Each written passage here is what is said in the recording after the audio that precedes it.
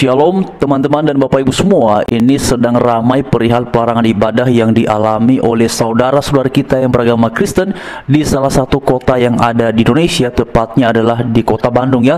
Karena itu juga ini ada seorang ibu yang menyampaikan orasi perihal penolakan terhadap saudara-saudara kita yang beragama Kristen di sana yang menggunakan gedung serbaguna untuk beribadah. Karena itu mari kita dengarkan bersama-sama terlebih dahulu ya. Atau kalau mau pemerintah daerah di sini yang bertanggung jawab untuk tetap memfungsikan gedung ini sebagai gedung serbaguna. Itu mohon maaf karena adik-adik juga polisi pasti tahu hukum. Jadi sudah manipulasi transaksi jual beli tidak sepengetahuan warga dan melanggar izin prinsip. Komplek ini tidak akan berdiri kalau tidak ada izin prinsip. Maaf ya, ini jangan dipelesetkan, jangan digoreng, dan jangan digoreng menjadi sara ya, bukan sara ini. Ini kita juga tidak pakai, orang Islam tidak pakai untuk ibadah kok, untuk pemilu ya Pak ya, untuk pilgub, bahkan untuk olahraga dan bahkan ada yang nikahan, itu loh. Jadi kalau misalnya ini dijadikan sebagai tempat peribadatan salah satu agama apapun lah, kalau Islam jadi masjid ya nggak boleh. Gitu. Jadi tolong adik-adik dari polisi itu harus memaklumi bahwa ini dasar hukumnya ini Pak. Jadi ini sudah merupakan pelanggaran pidana tindak kriminal gitu loh, penyerobotan kan.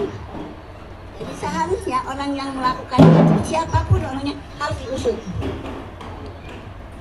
Jadi kalau mereka bandel tidak mau misalnya memaklumi ini, ya itu saya datang ke pengadilan.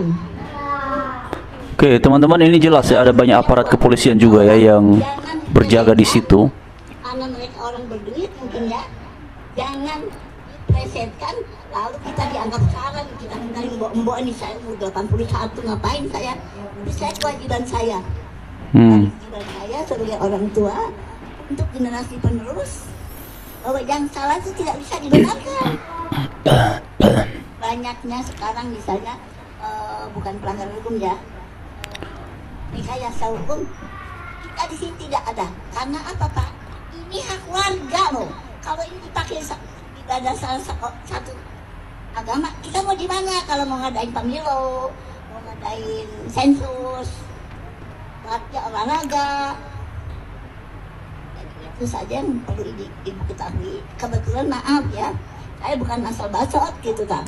Saya kebetulan saya sarjana hukum dan saya dosen hukum. Jadi saya pegawai negeri. Oke, pegawai negeri katanya teman-teman ya. Abdi negara.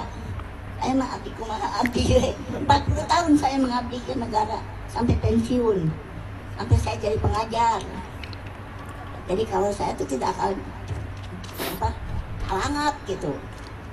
Di perlu ya dia ketahui, kami bukan arogan, kami tidak anarkis, kami hanya untuk hak sebagai warga.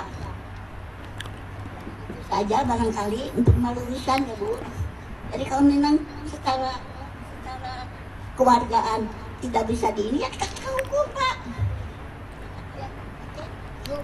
Jadi itu saja, jangan jangan dipelesetkan, jangan digoreng. Terima kasih, semoga kita berniat ibadah.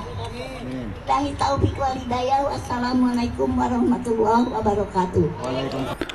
Oke teman-teman dan Bapak Ibu sekalian, sudah jelas ya yang disampaikan oleh ibu ini. Intinya beliau tidak setuju ataupun menolak bersama dengan warga untuk gedung serbaguna atau GSG itu dipakai sebagai tempat beribadah oleh saudara-saudara kita yang beragama Kristen.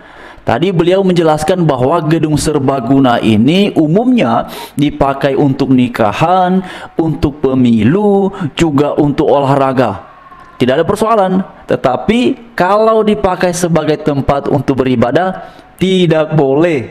Nah, teman-teman sekalian, perihal kepemilikan dari GSG ini saya sudah pernah bahas ya sekitar 2 atau 3 minggu yang lalu, tapi nanti di waktu-waktu berikutnya nanti coba saya akan bahas secara khusus perihal itu, karena sebenarnya juga sudah ada beberapa ulasan ya yang membahas perihal kepemilikan dari GSG itu ya, dan itu dijelaskan oleh perwakilan gereja. Tapi begini teman-teman sekalian, dari semua hal yang disampaikan oleh beliau, tadi kan beliau juga menegaskan ya, beliau ini dulunya pegawai negeri ya teman-teman sekalian, dan apa yang beliau sampaikan ini katanya adalah aspirasi ya, mereka sedang memperjuangkan hak warga.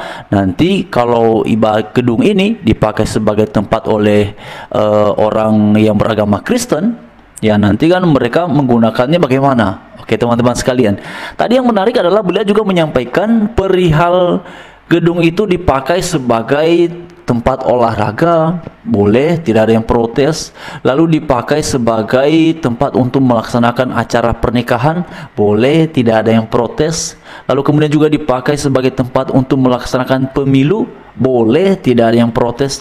Tapi ketika dipakai oleh saudara-saudari yang beragama Kristen sebagai tempat untuk beribadah, maka tidak boleh. Memang dalam narasinya beliau tidak menyebutkan ya salah satu penganut agama, tetapi jelas konteksnya ini mereka sedang menyatakan penolakan perihal pelaksanaan ibadah umat Katolik ya, saudara-saudara kita yang beragama Kristen di gedung serbaguna tersebut. Oleh karena itu, sebagaimana yang ada di layar, jadi di sini ada tulisannya, lagi-lagi warga Arca Manik menolak pelaksanaan ibadah umat Katolik di gedung serbaguna. Untuk pesta boleh, untuk ibadah nggak boleh. Makanya dikasih izin dong, biar nggak ibadah di gedung serbaguna. Bukankah dosa mempersulit orang lain? Nah, teman-teman sekalian, memang hal-hal seperti ini pada akhirnya ya ini membuka ruang untuk munculnya beragam reaksi, beragam opini. Tetapi tadinya saya berharap bahwa karena ibu ini dengan ya usia seperti ini, saya berharap sekali bahwa beliau akan punya narasi yang akan memberikan solusi yang baik bagi semua, tanpa ada pihak yang kemudian harus mengalah, tanpa ada pihak kemudian yang harus ya mengalami sulitnya untuk beribadah. Tetapi ternyata narasinya jelas, beliau ini adalah bagian dari kelompok warga yang menyatakan penolakan dan tidak setuju perihal GSG dipakai sebagai tempat untuk beribadah. Pertanyaannya, bagaimana bisa seorang pegawai negeri yang harusnya punya pemahaman yang mendalam dan kuat tentang kebinekaan dan kuat juga perihal keberagaman, juga dalam hal mengenai kegiatan peribadatan itu kan ya teman-teman, ini pernah ya diulas beberapa kali oleh Mas Permadi Arya bahwa kalau yang membutuhkan perizinan itu adalah membangun gereja, tetapi kalau melaksanakan ibadah di tempat-tempat yang non gereja misalnya salah satunya, ya untuk apa ada izin warga, dan untuk apa juga dilarang ya? Pertanyaannya sebenarnya untuk apa dilarang? Toh kegiatan pelaksanaan ibadah di tempat itu tidak setiap hari ya, tidak setiap saat, tidak setiap waktu. Umat Kristen itu, baik itu yang Katolik maupun yang Kristen Protestan, sama-sama pada umumnya ibadahnya 1 kali dalam 1 minggu, tepatnya pada hari Minggu. Mengapa yang lain boleh ibadah, boleh olahraga, ya, boleh ada acara nikahan, boleh ada acara pemilu, tapi kok giliran dipakai sebagai tempat beribadah? Jelas dalam narasi yang disampaikan oleh ibu ini berarti mereka tidak berterima.